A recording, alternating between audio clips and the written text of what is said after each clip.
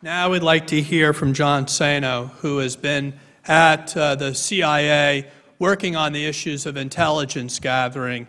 And he, too, is here to confirm what we all know, and that is the real enemy of the United States are the mullahs in Tehran, not their main opposition group, the MEK.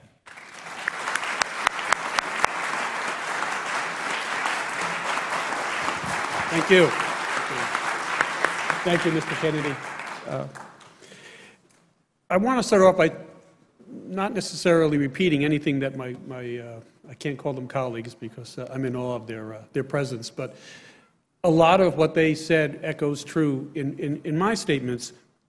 But in essence, it's become very obvious now that Tehran is increasingly concerned over developments. They're afraid.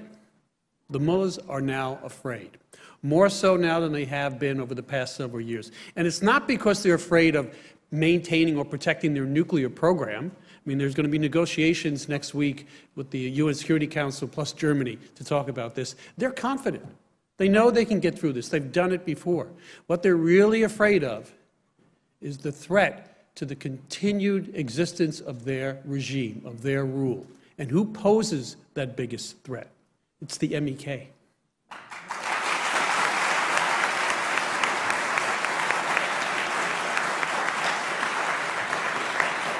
And it's twofold, because they know, as well as we all do, what the MEK stands for. It is not a political party looking to usurp authority to take over the country. It is an organization that stands up for human rights, for a denuclearized Iran, for women's rights, and for protection for all, freedom of speech, freedom of assembly, freedom from prosecution. That scares the regime, more so than military force of any opposing nation. It's the internal dissent. And they know that if the United States delists the MEK, that sends a message, not just to the world, that this has been a farce in terms of designating them as a terrorist organization, but it sends an equally strong, if not stronger, message to the people of Iran.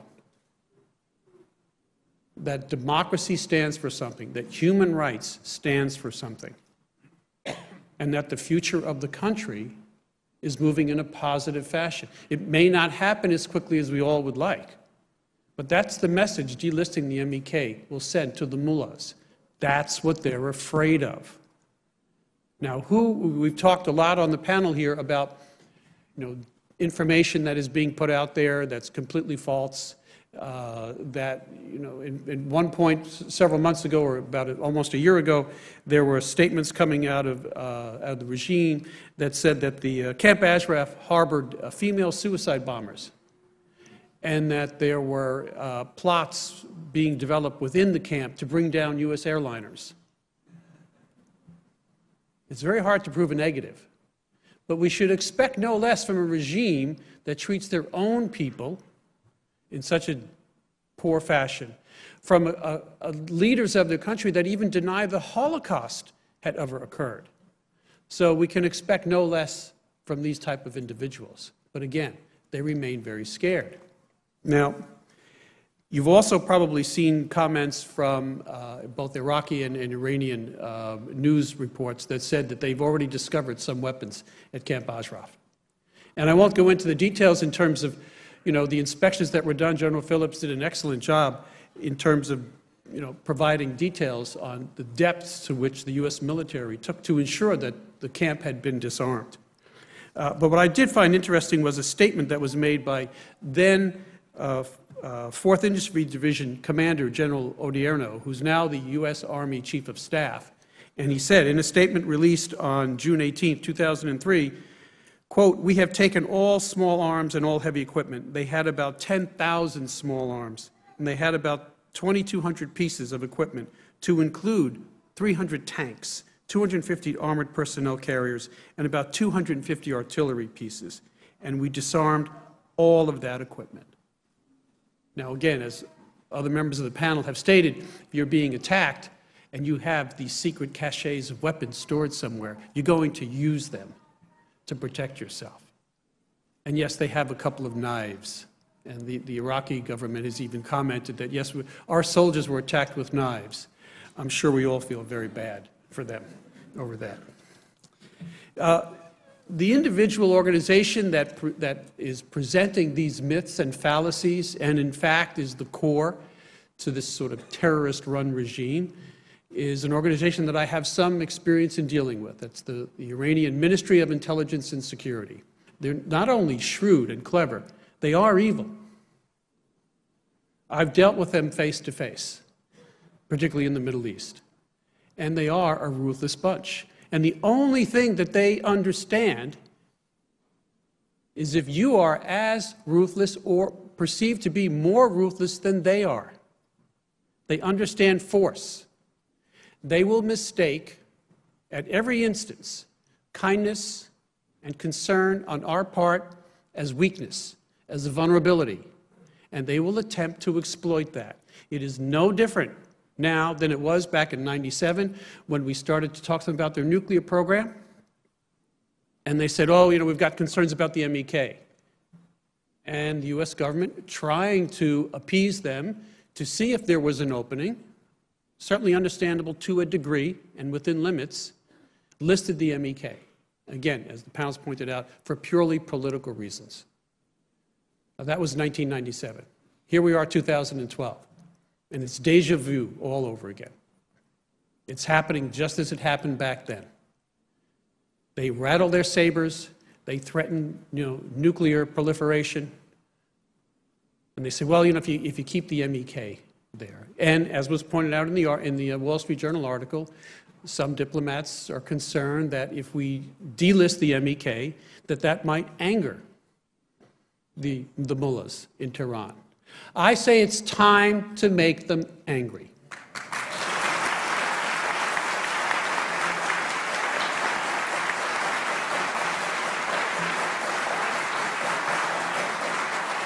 The mullahs need to understand, and the message needs to go not just to them, but to the MOIS, because they're orchestrating this.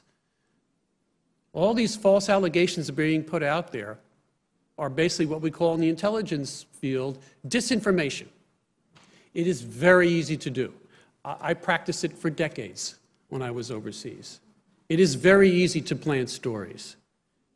The cost is minimal. The impact is incredibly large. All you need is one or two, what they call journalistic stringers, to pick up the story. Like this story about finding weapons buried at the camp.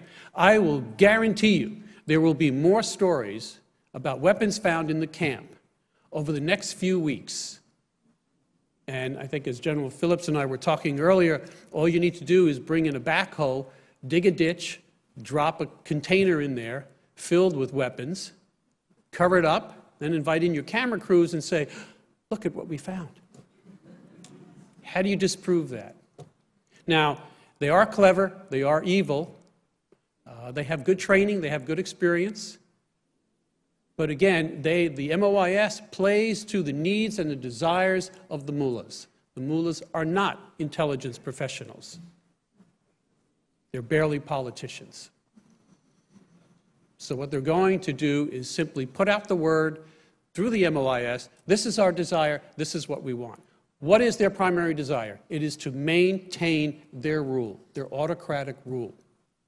Now, most intelligence organizations in the world separate their authorities from intelligence gathering and law enforcement. In the United States, CIA does intelligence gathering, the FBI is in charge of law enforcement, and there are other agencies as well. But there's a definition and a separation between law enforcement and intelligence collection. Those are merged in the MOIS. And not only do they collect intelligence and put out disinformation, they also kidnap, assassinate, and torture their own people. So what does that tell you about the character and the makeup of a country that will allow that to continue? It's not just the abuses of human rights inside Iran, which is significant, and as Secretary Chavez pointed out, horrific in their treatment of their own people. It is also the way they treat dissidents abroad, and not just Iranian dissidents. anyone who opposes the regime.